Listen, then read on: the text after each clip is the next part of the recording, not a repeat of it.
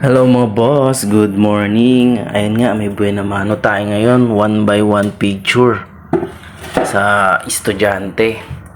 Ayan, ang package ko talaga dyan ay 10 piraso.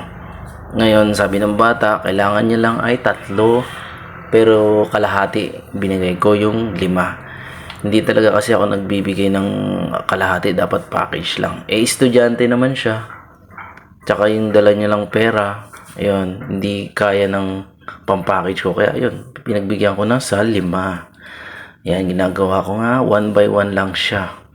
So, kagagaling ko lang sa pag-grocery, paggising ko, diretso agad ako sa grocery. Kasi nga kahapon, maraming wala.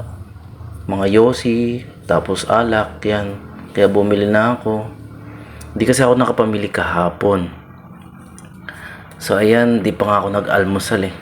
Ayan, after nito, almusal na ako. Ayan, grind lang tayo mga boss. Di ba? Ayan, one by one na. Ipiprint na natin. Buena mano yan mga boss. Marami nagpapaprint ngayon kasi pasukan. Umpisa ng pasukan. Ayan, ipiprint na natin. Kasi pag pasukan, papaprint sila ng picture, ano yung tawag doon? Name tag, pang laminate, tapos yung label, label tawag doon, yung subject label, yan. Mga ganun yung pinapaprint ng mga estudyante ngayon. Ayan, ikakat na natin, 5 piraso nga yan mga boss. Yan, after nyan, almusal na tayo. Yan, di ba mga boss? After nyan, bibigyan na natin sa customer, kakat lang natin ng 5 piraso.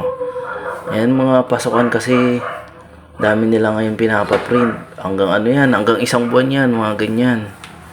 1 buwan. Sunod-sunod yan. Lalo na pag Sabado, Linggo, pag walang pasok yan. Dami talaga nagpapaprint. Kagabi, dami nagpaprint sa akin. Linggo. Kasi nga, kinabukasan, kailangan nilang ipasa yung mga pinaprint nila.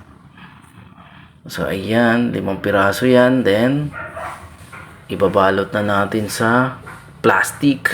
Yung plastic ko dyan, yung plastic na pang paminta. Ayan, mas okay yun. Kasi kahit abutin siya ng ulan, kunyari inulan siya ngayon, hindi mababasa, naka-plastic, di ba? Kaysa naman yung papel na parang sobre. Ayan, mas okay yan. So, ayan mga boss, tapos na. Ayan, ganda, di ba? Mas okay yan kaysa sinend niyang picture.